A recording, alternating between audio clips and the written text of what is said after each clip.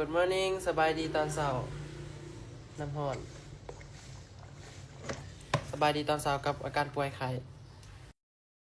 นี่ก็คือน้ำฮอนบีบมะนาวลงไปน้ำผึ้ง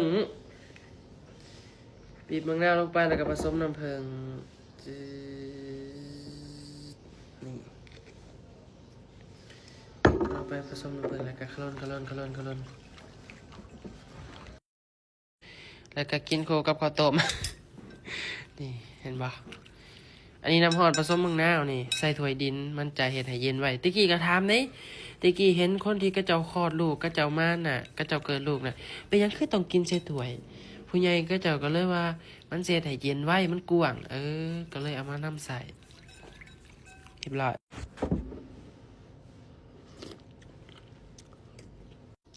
รักษาสุขภาพนะอากาศหนาวเย็นอากาศเปลี่ยนตอนนี้ป่วย2 มื้อแล้ว